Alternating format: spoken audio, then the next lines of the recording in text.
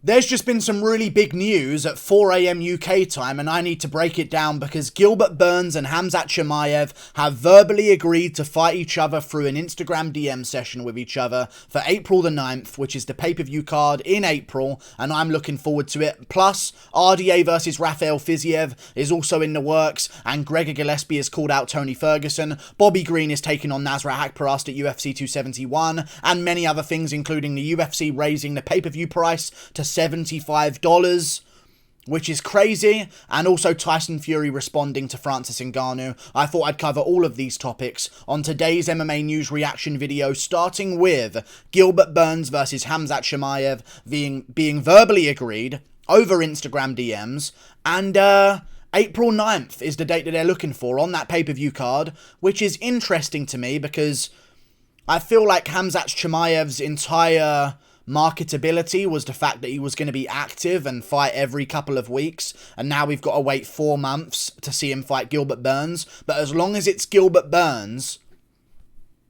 I'm okay with waiting a little bit of time to see Khamzat Chimaev, because if he was fighting Neil Magny and it was 4 months away, I would be annoyed by that. But because he's jumping right up the division against number 2 in the division, Gilbert Burns, you've kind of got to give him a little bit of time to prepare. You've got to give Gilbert Burns a little bit of time to prepare as well, and it's more justifiable to have to wait for if it's a much bigger fight, and this is a massive fight. Gilbert Burns is a massive jump up in competition for Khamzat Chimaev, way better than Li Jingliang on the ground, and this will be a huge test for Khamzat Chimaev.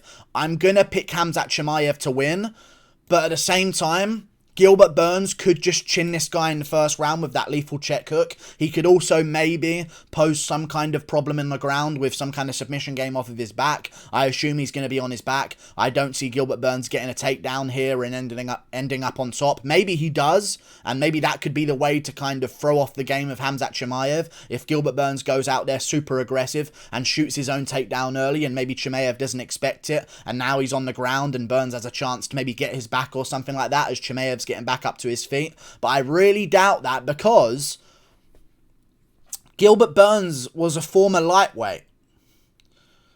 Jack Hermansson is a big middleweight, and Chimaev threw him around within the first 5 minutes with absolute ease. Now, I do believe if there's going to be any kind of hole in Khamzat Chimaev's game, because usually there's some kind of give. If someone's so good in so many areas, they're so powerful, they're so strong, they're so dominant early, there's got to be some kind of give on the other side, and I would assume, at a best guess, for some kind of weakness in Khamzat Chimaev's game, that maybe, because of how explosive and strong he is, he doesn't have the best of gas tanks as he goes into the later rounds. So maybe Gilbert Burns' game plan should be to just neutralise the ground position, maybe body lock himself in a triangle on bottom like Kevin Holland against Derek Brunson, try and stay alive as long as he can. I think Dustin Poirier did this against Charles Oliveira in round 2 as well. Just try and neutralise the ground game, keep things pretty simple. Play the 50-50 like Sean Brady just did to, can't remember the guy's name that he just took on, Craig Jones in a grappling match. He 50-50'd him, just laid there on top, avoided all submission attempts. Of course, Burns will have to do that on bottom, but maybe he could ride out that first round and make Chimaev work into the later rounds in this fight where Burns might have an advantage. But Gilbert Burns showed against Kamaru Usman that in the second round of that fight, he started to gas out a little bit as well. Now, I know that was a very high-paced fight, and he was throwing heavy shots at Usman in that first round, and also taking a lot of big shots himself.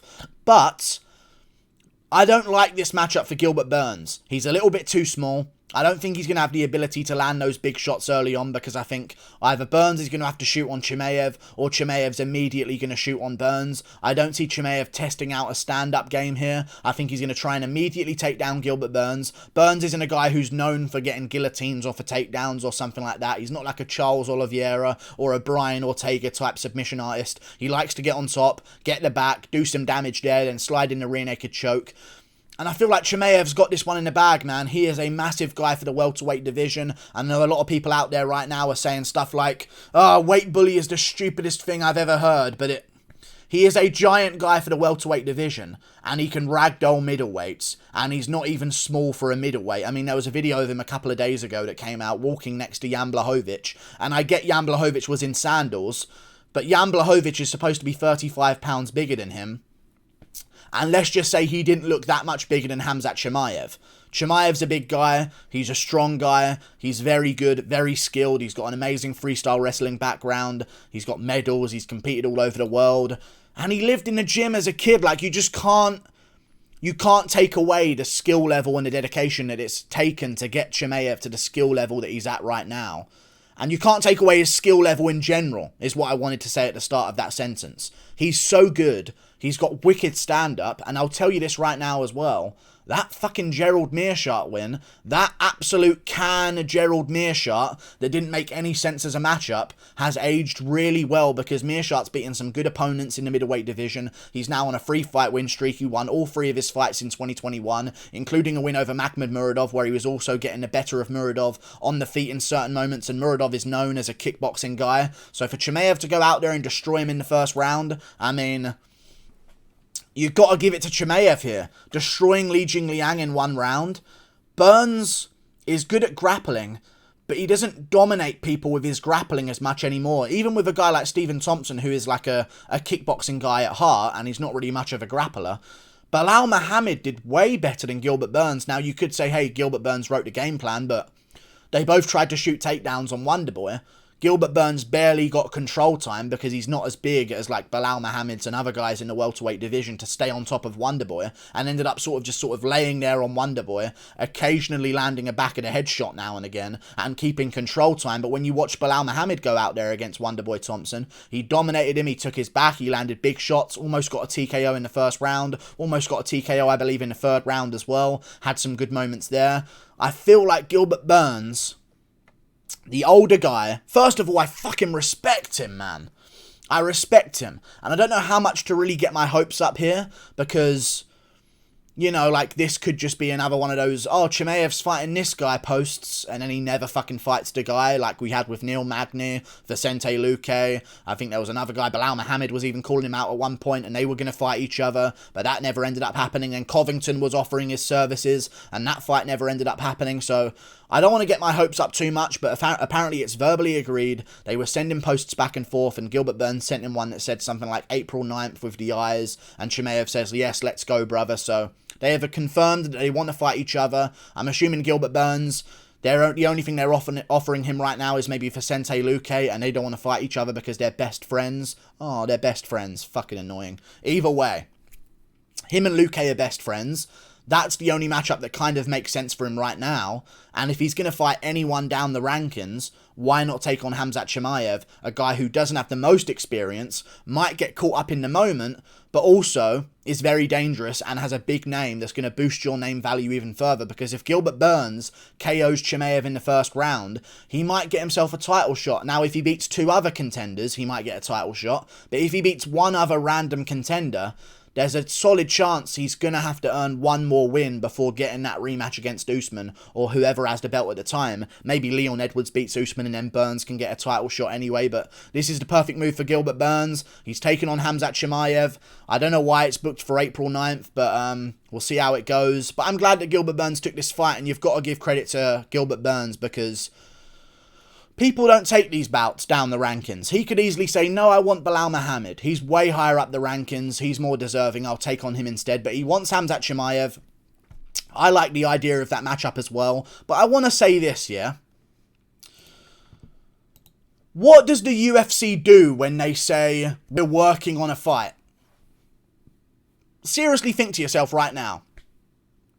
What the fuck are they doing? We're working on something for Khamzat Chimaev. There's verbal agreements being made in fucking Instagram DMs. What are you guys doing? We're getting verbal agreements from Chimaev and Burns, DMing each other, want to fight? Yeah, I'll do it at this time. What the fuck is the UFC even doing? Do they even work? Like, seriously, I feel like most fights nowadays are just verbally agreed by the fighters themselves. And you hear Dana White come out and say stuff like, you know, we've got something in the works for Khamzat Chimaev right now, and we'll organise that and try and get something set up there. Like, what are you fucking doing?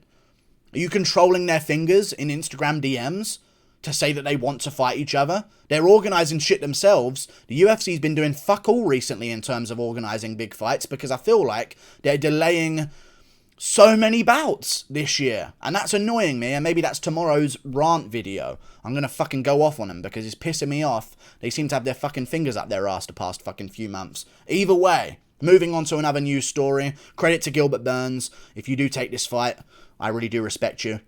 It's a big matchup for Khamzat Chimaev. I would have preferred Chimaev winning one fight over Magny and then getting a jump up against Burns, so he'd have a bit more of a resume before fighting for a belt. But if they want to get him to a title shot straight away, it's by going through Gilbert Burns, and I think he'd get a rear naked choke in the first round after pounding out the back of the ear area of Gilbert Burns from the back mount position. I just think he's too strong and dominant in the grappling, and it doesn't matter how good Burns' jiu-jitsu is. He's been out-grappled before by stronger wrestlers that aren't necessarily jiu-jitsu experts. Moving on to another fight that's been made. RDA versus Raphael Fizzyev is in the works per Full Violence MMA on Instagram. Now, Fiziev called him out on Instagram, made a post where he made that Kung Fu Panda quote from Master Oogway. I made a video on it, but now it's been announced as in the works. It's making it happen. I hope this gets signed for February the 19th, because right now there's no fucking main event. And I must say, I think Raphael's going to win. Just going to put it out there. I know it's a risky prediction to make, and maybe I'm getting a little bit arrogant here in how well I can predict the future, but I'm going to take Raphael in this one, man. I think he's got a really good chance. And I mean Fiziev. Fiziev's got this one in the bag, I think. Rafael dos Anjos coming off another injury in his career. I believe another ACL tear to his knee, another knee injury. As an older guy, that's not going to be good, especially when you've got a guy that kicks like Raphael Fizzyev and can chop at your legs early on in the fight. It's probably going to be a 5-rounder, I would hope, because I'd like to see Raphael Fizzjev's cardio tested across 5 rounds. If it makes it there into those championship rounds, I reckon Raphael Fizzyev goes out there and gets a quick KO on Rafael dos Anjos, who's draining himself back down to the 155-pound division, and did not look good against Paul Felder, and has now been extremely inactive with injuries. I think Fizzjev's got this one in the bag. He's been active. He hasn't taken much damage in his last fight against Riddell. Took a couple of big shots here and there, a couple of big kicks here and there. Other than that, he got him out of there in the 3rd round with a wheel kick with no major damage, looking to turn right back around and make it for February the 19th, because I genuinely don't know what the main event is going to be on that card, and we need a main event, and this will do as a main event. Rafael dos Anjos, Raphael Fizzyev. I'll have more to say about my prediction on that one whenever it does get officially announced, but a massive matchup. Really good matchup in the lightweight division. I'm glad we're getting some movement. Moving on to another lightweight situation. Gregor Gillespie calls out Tony Ferguson. Of course, Tony Ferguson's been calling out Michael Chandler. And people are shitting on Gregor for like, oh my god, you woke up from the knockout. Kevin Lee really sent this dude to another realm. Do you fucking know who Gregor Gillespie is, you absolute cunts? Fair play Kevin Lee beat him, because he stood with Kevin Lee for too long and he shouldn't have. But Gregor Gillespie is a fucking lethal savage. And I hate the comment section. Dude, there's more casual fans now than there's ever been before in UFC history, and it pisses me off. Oh, glad to see Kevin Lee's son has woken up. It's Gregor Gillespie. He's a fucking savage, and he called out Tony Ferguson with some ferocity on Instagram, and I respect it. Listen, usually he's a little bit disrespectful and stuff. Not usually he's disrespectful. Usually he's a little bit cringy, and he has to force certain promos, like when he called out Anthony Pettis, I think, a while ago, and he had the box of Wheaties, and it was a really cringe, set-up, staged call-out that he did while he was eating some cereal. And he did the same thing for Tony Ferguson a couple of days ago, but now he's called him out in like a fit of fucking rage. And I respect it, man. Gregor Gillespie, you know, like, he wants matchups. He can't get matchups because no one really wants to take on a dominant grappler at any point in their career, especially if they're a stand-up type of fighter, which lightweight seems to be full of. I like it, man. I like the aggression. I like that he's starting to get angry about it. In my opinion, he's not going to get a Tony Ferguson fight. If Tony Ferguson's management team made him versus Gregor Gillespie, they should be fired on the spot, because that's the worst move they could possibly make in Tony Ferguson's career right now. And I believe that's why Gregor Gillespie's calling him out, because likelihood is he would just dominate Ferguson on the ground and stay on top and take dominant position and do some damage, or try some submission attempts on Ferguson, who just doesn't seem to have the strength to get himself back up on off of bottom recently, because it seems like his testosterone's lowering every single day. In my opinion, Gregor Gillespie should be looking to take on a guy like Gamora instead. Absolutely perfect matchup. Gregor Gillespie, Mateusz Gamrot, Make that fight happen instead. They're both good grapplers. They could test out their grappling skills against each other. It's a move up the rankings for Gamora, I believe, so he'll be willing to take it. It's a good fight for Gregor Gillespie as well. Let me look at the rankings right now of the lightweight division. You've got Tony Ferguson at 7, Gregor Gillespie at 10, Gamrot at 12. Gamrot's going to be willing to jump up the rankings. He trusts himself versus everyone in that division. He just beat Carlos Diego Ferreira as well, who's a guy who Gregor Gillespie just beat beforehand as well. So let's make that matchup happen. Those two go to war. The winner jumps up the rankings above Conor McGregor, Dan Hooker, and maybe even Tony Ferguson. And who knows, if Dos Anjos loses to Fiziev, they can jump over him as well. So there's a chance that the winner of Gillespie versus Gamrot could move up to number 7 in the lightweight rankings and start looking for a top 5 opponent immediately afterwards. So that's the matchup I want to see happen. Let's put it on the same April pay-per-view card as Chimaev versus Burns, and let's make that fight happen. Get it going. It's a big lightweight contest. Gamrot versus Gillespie. I like the call out. I like that Gillespie's starting to get a little bit angry and starting to promote some fights and trying to get something going because he can't get a matchup.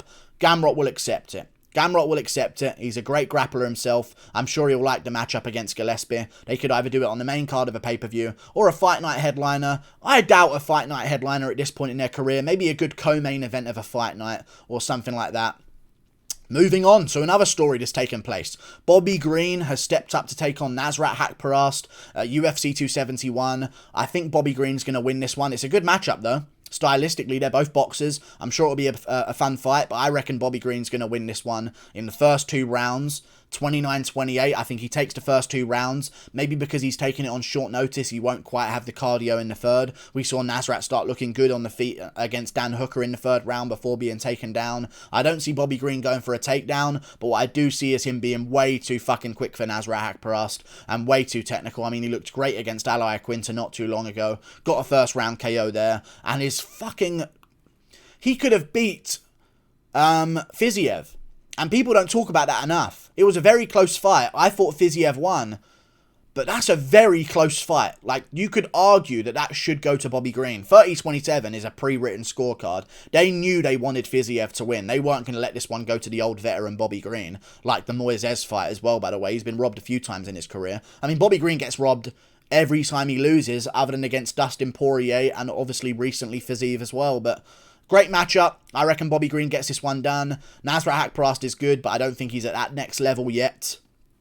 So I'm going to trust Bobby Green. Good chin, good experience, no fear out there whatsoever. He's been out there so many times. This is a huge fight for Nasrat Haqparast. He's got a full camp advantage, but Bobby Green's a guy who stays in shape anyway, so I trust him to go out there and pick apart Nasrat Haqparast in the first 2 rounds. Maybe get a bit interesting in the 3rd because Nasrat's had a full camp, but other than that, Bobby Green should be too good for him early, too fast for him early, and should box his face off in those first 2 rounds. 29-28, close decision, and a fun war of a fight between these two. I'm going for Bobby Green now. Moving on for another to another news story. The UFC raises the pay-per-view prices to $75.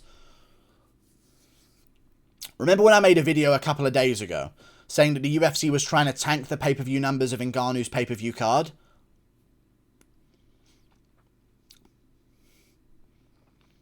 They've just raised the pay-per-view cost just before his card. I know they're probably going to do this for every fight this year, which I don't agree with. Why raise the cost? I guess they're selling well, so they're getting a bit cheeky and asking for a little bit more. But I feel like, if anything, you should be lowering that pay-per-view cost. I honestly feel like if the pay-per-view was $50 or just a little bit cheaper, more people would buy the card rather than risking watching an illegal stream that could go out at any time and maybe doesn't have the best of quality and isn't as live as some of the other streams that are out there that are more legit that you can pay for. Why are you raising the pay-per-view price? So, Ngannou's pay-per-view card is not going to do good, guys. They've removed so many fights from that card. They've just raised the pay-per-view cost. And I know that that's going to be normalized by the end of this year or by the middle of this year. But when it first happens and people see that if you've raised the price, they're more likely to emotionally say, you know what, fuck the next pay-per-view. You know what I mean? Whereas they'll probably be normalised to it by March, and they'll start buying it. They'll probably buy the Adesanya pay-per-view and think, oh, you know, I'll just buy the pay-per-view and think nothing of it. But because it's just happened, just before the Ngannou card, which is a couple of weeks away, 2.5 weeks away, people are going to, like, boycott the first pay-per-view to make a statement that they don't like the new fucking pay-per-view price going up. And Ngannou, who's looking for more money, and looking to go over into boxing and looking to renegotiate for millions and millions and millions is not going to sell a good pay-per-view card with all of these factors. I mean, you go to the UFC 270 card. The main card, Ngannou Gane, good main event. That's the sole selling point of this card. Moreno is the least selling champion. Maybe he would sell a bit more, but the Figueiredo trilogy is already a fight that no one really wants to see. They don't really want that matchup in the first place. It got made anyway. I doubt too many people are willing to really like, oh, I can't wait to buy that trilogy, because they kind of assume that Moreno's going to win anyway, even though Figueiredo's still dangerous. Hardy Olenek, Evloev Topuria, amazing fight. No name value. Amazing fight though. Vieira Turman or Stamen Nurmagomedov's going to be on the main card. That's not going to sell. And they like that because now Ngannou's going to have no negotiation power after his fight, because it probably will sell. I'm going to make a prediction. It'll probably sell 250,000 buys. 250,000, although probably 200,000. Wouldn't be surprised. And Ngannou's going to come to the UFC negotiation table and say, I deserve this much. And they're going to say, hang on a second. You had a chance to sell a pay-per-view on your own and it sold 200k. You're going to keep getting paid the same amount and you're going to be okay with it. And also what it's going to do is if Ngannou goes to free agency and they see that his last pay-per-view only did 200k under the UFC banner, they aren't going to be willing to fork up tens of millions to get Ngannou over there. So this is all to mess up Ngannou. He has to win, and he has to try and like push Gane at the weigh-ins to make more interest, because that card is going down after that recent news. Also, Fury responded to Ngannou, and he said, who would like to see me fight this beast boxing rules UFC gloves? And Ngannou responded, how about MMA rules with boxing gloves?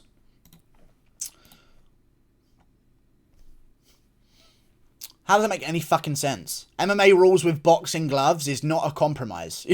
You know, boxing with UFC gloves is like, it makes a bit of sense. He's meeting you in the middle a little bit there, but it's just MMA with a bit of bigger gloves, which doesn't really benefit Fury at all. It just makes him less able to grapple and makes you less able to grapple. I don't understand that response from Ngannou, but I will say this on top of all of it. This dude's getting too distracted, man.